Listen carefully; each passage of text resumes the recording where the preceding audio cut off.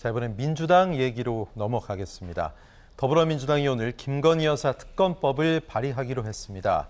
박홍근 원내대표는 김건희 여사의 주가 조작, 허위 경력, 뇌물성 후원 사건 등 진상규명을 위해서 특별검사 임명 등에 관한 법률안을 발의한다.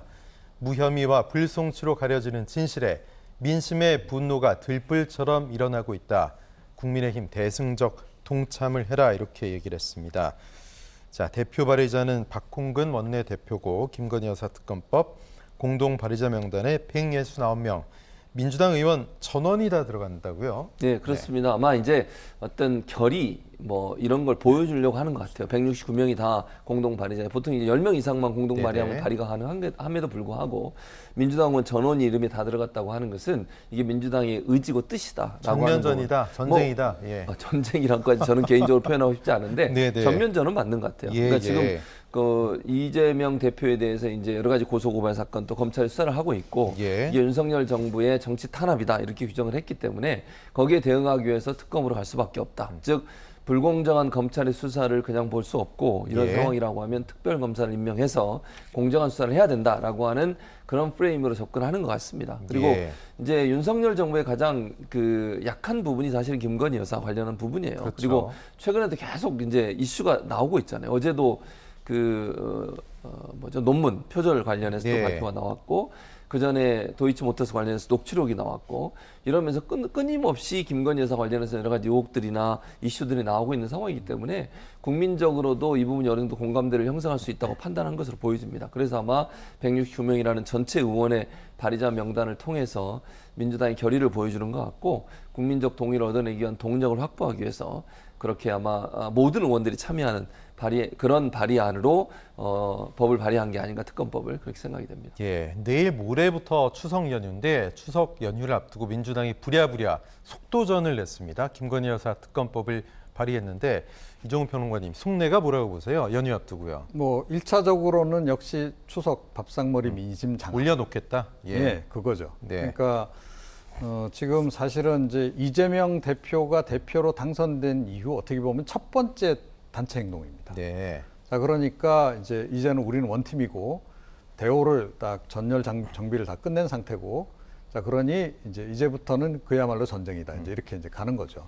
뭐 조금 전에 전면전이라고 말씀하시기도 했는데, 그러면서도 전쟁은 마치 과한 표현이신 것처럼 말씀하셨는데, 전쟁 중에서도 가장 높은 급의 전쟁이 전면전 아니겠습니까? 이제 그렇게 봐야 된다. 실제로는 거의 전쟁 상황으로 돌입하는 거다. 이렇게 봐야 되는 거고요.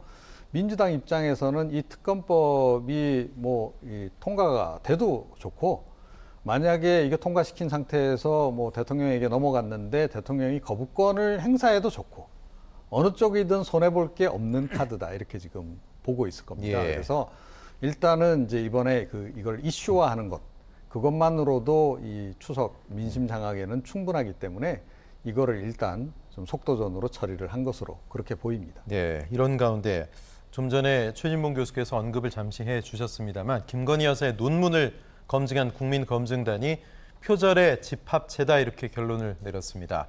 김 여사의 논문이 블로그와 점술, 궁합 사이트 등에 나온 내용도 그대로 베꼈다, 이렇게 지적을 했는데요. 자, 이런 상황들이 특검법에 글쎄요, 좀 플러스가 될까요? 힘을 좀 실어줄 거라고 보십니까? 미미하나마?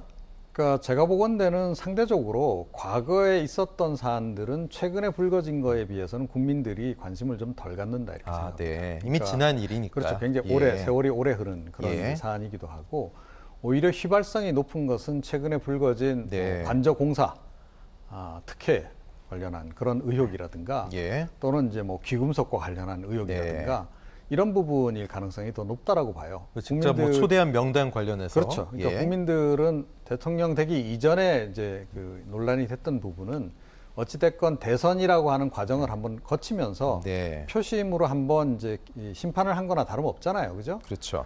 그때 한번 걸러진 겁니다. 과거에 있었던 도이치모터스 관련 사건도 다 포함해서 다 마찬가지고요. 자, 그런데 이 대통령이 되고 난 이후에 국민들이 그때 여러 가지 의혹에도 불구하고 윤석열 대통령을 택했을 때는 어떤 생각을 했겠습니까?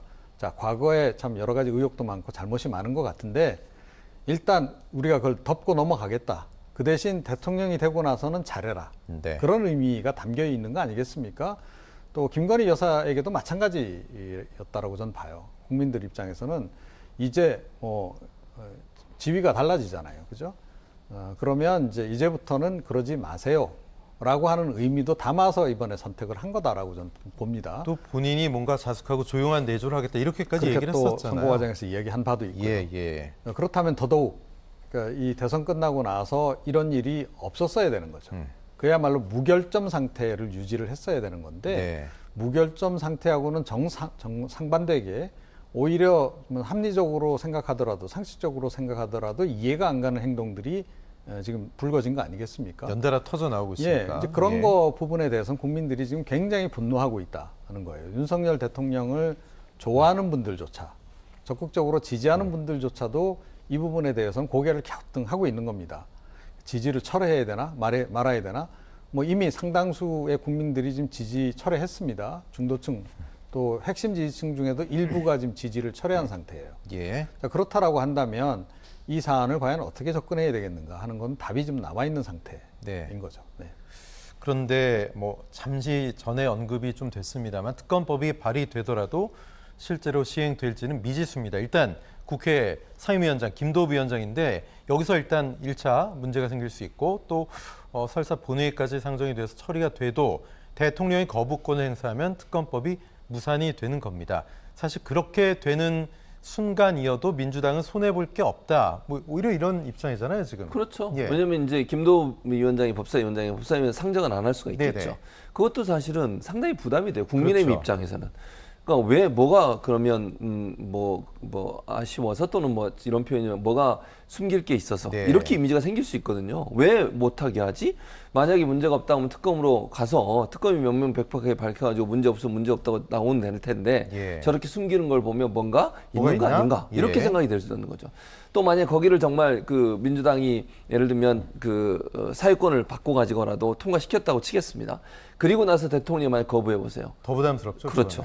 그게 부담스러울 수밖에 없는 거예요. 그러니까 예. 민주당 입장에서는 발의하는 것 자체가 정치적으로 제가 볼 때는 부담보다는 훨씬 이익이 되는 게 많아요. 왜냐면 소위 꽃놀이 패네요. 그렇죠. 네. 그런 상황이 돼버렸어요. 김건희 여사 관련해서 예컨대 아무것도 없는 상태에서 발의를 했으면 비판이 있을 수밖에 없죠. 역풍 맞아요. 근데 지금 김건희 여사 관련해서 여러 가지 의혹들이 나오고 있잖아요. 최근에도 대통령 취임하고 나서도 끊임없이 김건희 여사 관련된 여러 가지 의혹들이나 비판적 지점들이 나오고 있기 때문에 국민들도 고개를 갸우뚱하는 거예요. 이게 대체 뭐가 있는 거야 대체. 좀 밝혔으면 좋겠다. 근데 검찰이 제대로 수사도 안 하는 것 같아. 이런 느낌이 들면 어떻게 되겠습니까? 그러면 민주당의 특검법이 힘이 실릴 수밖에 없어요. 예. 근데 그걸 무작정 국민의힘이나 대통령이 막고 방해하고 못하게 하고 이거 하기가 어려울 거라고 저는 봅니다. 여론 자체가 흘러가게 된다고 하면. 네. 그래서 저는 그 민주당 입장에서는 일단 발의하는 것 자체로서 정치적으로 유리한 입장이 서 있는 것이고 국민의힘이나 대통령은 상당히 부담스러운 카드 하나를 들게 된 거예요. 예. 이걸 어떻게 처리하냐에 따라서 여론의 향방에 영향을 미칠 수 있는 요인이 되기 때문에 이 안은 국민의힘에게 상당히 또 대통령에게 상당히 부담스러운 안이 될 수밖에 없다고 봅니다. 네, 민주당의 특검 발의에 대해서 국민의힘은 반발하고 있습니다. 권성동 원내대표는 이재명 대표를 둘러싼 온갖 스펙터클한 범죄 의혹들로부터 국민의 관심을 돌리기 위한 거다. 특검을 대국민 호객 행위로 쓰고 있다. 이렇게 반발하고 있습니다. 이종우 평론가님, 지금 민주당이 발의한 김건희 여사 특검법, 국민의힘은 어떤 전략으로 되쳐야 될까요? 그러니까 이건 부당하다 이렇게 이제 계속 예. 얘기할 수밖에 없는 거죠. 그러니까 지금 뭐 나온 저희 입장 그대로 앞으로도 계속 특검법 반대 이렇게 갈 가능성이 좀 높지 않나 이렇게 좀 생각을 하고요. 네. 그런데 이게 결과적으로 뭐 여론이나 이런 쪽에 어떤 영향을 미칠지 우리가 이제 그거를 좀 잘 살펴봐야 되는데 저는 별로 긍정적으로 작용은 안 할 거다 이렇게 생각합니다. 그러니까 국민의힘 입장에서도 아마 이 부분은 상당히 부담스러울 거예요. 예. 그래서 어쩔 수 없이 방어하지만 그럼에도 불구하고 이게 꽤나 부담이 지금 당의 부담으로 다가올 거다라고 하는 것은 좀 인지하고 있는 상태가 아닌가. 자, 바로 그런 점 때문에 사실은 이 당 지도부가 굉장히 중요한 거예요. 그러니까 윤핵관 지도부로 가져가지 않으면, 그러니까 비대위조차도 윤핵관 비대위로 가져가지 않으면 이런 부분에서 혹시 덜컥 특검법을 받기라도 하면 네. 이게 좀 상당히 방어하기가 힘든 상황으로 갈 수도 있다 이런 생각을 할 가능성이 높지 않나 이렇게 생각합니다. 그래서 예. 더욱더 아마 이 좀 당에 대한 윤석열 대통령의 뭐 이른바 그립이랄까 이 좀 주도권 이런 것을 좀 더 강화시키는 방향으로 계속 움직여갈 가능성이 높지 않나 이렇게 생각합니다. 네. 자, 이에 대해서 민주당 이재명 대표는 국민의힘의 비판을 의식한 듯 최대한 사법 현안과는 거리를 두고 있습니다. 포항에 내려가서 태풍 피해 현장을 살피는 자리에서 특검법에 대한 질문에 대해서 여기서 할 얘기는 아니다 이렇게 얘기했습니다. 뭐 이건 맞는 얘기인데요. 글쎄요. 이재명 대표의 생각은 어떨까요, 지금? 지금 상황에서 이재명 대표 입장에서는 본인과 연관된 수사가 진행되고 있고 그와 관련해서 어떤 발언을 하는 것 자체가 부담스러울 수밖에 없어요. 예. 또 그게 사실은 어떤 발언을 하게 되면 언론에 계속 비판의 대상이 되고 언론들은 그 말 하나하나 한마디 한마디 가지고 비판적 입장에 설 가능성이 있거든요. 그래서 예. 말을 아끼는 게 저는 필요하다고 봅니다. 대신 지금 최고위원들이 하고 있잖아요. 그러니까 본인은 대표로서 어떤 본인과 관련된 어떤 발언을 하는 것을 신중에 신중을 기하는 것 같아요. 그 대신 이제 최고위원들은 사실 적극적으로 지금 이재명 대표를 방어하면서 지금 그 검찰을 공격하고 있는 거잖아요. 네. 그런 스탠스로 갈 거라고 저는 봅니다. 그래서 대표인 이재명 의원은 민생 챙기는 부분에 앞장서는 모습을 계속 보여줄 것 같고요. 예. 대신 최고위원회나 아니면 다른 민주당 의원들이 검찰의 부당함에 대해서 수사의 부당함에 대해서 지속적으로 지적하는 그런 투트랙으로 갈 가능성이 있다고 보여져요. 일일이 이 본인에 관련된 얘기를 이재명 대표가 계속 하게 되면 그 자체가 말꼬리를 잡히게 되고요. 네. 또 공격의 포인트를 허용하는 게 돼버려요. 아마 그런 전략으로 가면서 민생을 집중하게 책임지는 그런 대표의 모습, 지도자의 모습을 보여주는 쪽으로 좀 더 이미지를 만들어가지 않을까 그렇게 생각을 합니다. 네.